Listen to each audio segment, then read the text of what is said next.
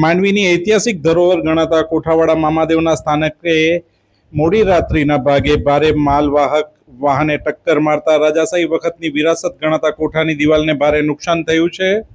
કોઠાવાડા મામાદેવના ગાદીપતિ જયશ્રીમાં ચૌહાણે આક્રોશ વ્યક્ત કર્યો હતો. તેમણે જણાવ્યું હતું કે નવા બનેલા પુલ પાસે ગૌચર જમીન પરના દબાણ વધ્યું છે. મોટા પાયે વાહનો અહીંથી પસાર થતા હોય છે.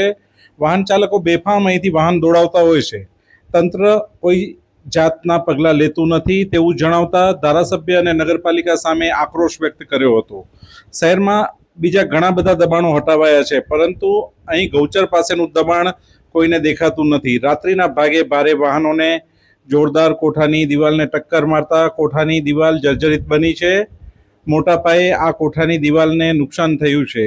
અગાઉ પણ આ કોઠાની મરમ્મત કરવા માટે નગરપાલિકા તેમજ ધારાસભ્યને રજૂઆતો કરાઈ હતી, પરંતુ કોઈએ ધ્યાન આપ્યું ન હોવાનું જયશ્રીમાએ જણાવ્યું હતું. ધારાસભ્ય અને નગરપાલિકા યોગ્ય ધ્યાન આપે તો આ ઐતિહાસિક કોઠાની દિવાલ સલામત બની શકે તેમ છે. જાણીએ જયશ્રીમાએ વધુમાં શું જણાવ્યું. મારું નામ જયશ્રી એન નારાયણ ચૌહાણ. બરાબર, આજે 23-24 વર્ષ થયા અહીંયા હું સેવા કરું છું. અને આપણા માંડવીની ધરોહર છે, જૂની જગ્યા છે, જેને કે હું કેટલી વાર ગઈ અને દવેભાઈ પાસે, પણ એ મને મળ્યા નથી. જ્યારે જાઉં ત્યારે કહેશે હું ફંક્શનમાં ગયા છે, ત્યાં ગયા છે.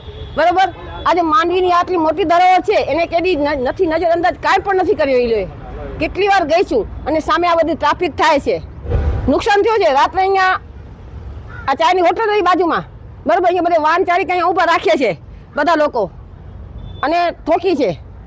મારી માંગી છે કે કોઠો પાછો સર્વિસની રિપેરિંગ થઈ જાય. બસ આટલી મારી અનિરુદ્ધભાઈને વિનંતી છે કે કોઠો પાછો રિપેરિંગ કરાવો. આજ કેટલા વર્ષ થયા હું જઈને થાકી છું, પણ એકે વાર અનિરુદ્ધભાઈ સામે આવ્યા નથી. કાં તો કે ગામના ફંક્શન કરવામાંથી ઊંચા આવતા નથી, તો શું એને માંડવીની પ્રજા એટલે એને જીતાડ્યો છે ને? એ આગળનું વિચારશું, પણ બહુ મોટી રણનીતિ રહેશે, નાની નહીં રહે હવે. બરાબર, હવે નાની રણનીતિ નહીં રહે. આ છે 800 વર્ષ જૂની જગ્યા છે. આ કેટલાય આવ્યા ને કેટલાય ગયા અહીંયા. બરાબર, પણ આજે મેં માંડવીની એક મિલકત છે જૂની, કોઈ હક નથી જમાયો મેં, પણ માત્ર એક સાચવી છે. કોઈ મારી મિલકત નથી, કાંઈ નથી, પણ માંડવીની ધરોહરને એક દિલથી મેં સાચવી છે અને પૂજા કરી છે મેં એની. બસ આજે મોટા મોટા મંદિરોને તમે મોટા બધા ધજાઓ ચડાવો, મોટા મોટા મંદિરોને તમે સાથ આપો. કાં તો આ એક માંડવીની નથી ધન ના નથી, માંડવીનું જૂનવાણી ધન છે, તમે એને સાચવો. માંડવીની આ કોઠો શું, માંડવીની અંદર કોઈ પણ જગ્યાએ કોઈ અનિરુદ્ધે કામ નથી કર્યો, કોઈ પણ જગ્યાએ નહીં. બસ મોટા મોટા જગ્યાએ છે એનું નામ રાખ્યું છે કે અહીંયા અનિરુદ્ધભાઈ આવ્યા અને ફંક્શન કર્યો. શું એટલા માટે એને માંડવીની પ્રજા એને જીતાવ્યો છે એને? હે, આ ભાજપની કાર્ય કરી. આ એક ગૌચરની જગ્યા છે, ત્યાં આગળ આજે ટ્રાફિક ફૂલ ટ્રાફિક છે. આ દબાણ હટાવવાવાળા શું હટાવે છે?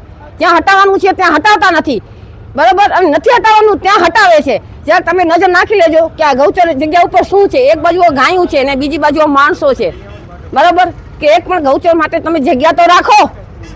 ક્યાંય ગૌચર જગ્યા રાખી નથી, તો આટલી હું માંગ કરું છું કે આટલી જગ્યા કોઈ કઈ કેબિન નહીં કે કોઈ કઈ ધંધો નહીં, માત્ર ગૌચર માટે આ જગ્યા રહેવી પડે, એટલી મારી માંગ છે. માંડવીની નગરપાલિકા કેટલી વાર હું ગઈ છું, પણ કાંઈ પણ સાથ આપવા બદલે પણ એ લોકો કાંઈ જવાબે નથી આપતા. અને અનિરુદ્ધભાઈ પણ કાંઈ એટલે કાંઈ અમને સામે મોઢું નથી બતાવતા. શું કારણે? કારણ શું કે આટલો મોટો માંડવીની વચમાં માંડવીનો નાક છે કે જેને એ લોકો રિપેર નથી કર્યું, અડધું કરીને અડધું મૂકી દીધું. શું ગ્રાન્ટ ખાઈ ગયા છે? એનો જવાબ આપે કે તો પછી અડધો શું કામ કરાયો, પૂરો કા ન કરાયો? એની ગ્રાન્ટ કઈ ગઈ આગળની કે હવે અમને મંજૂરી લેવી પડે છે એ લોકોને રસ કરાવવા માટે?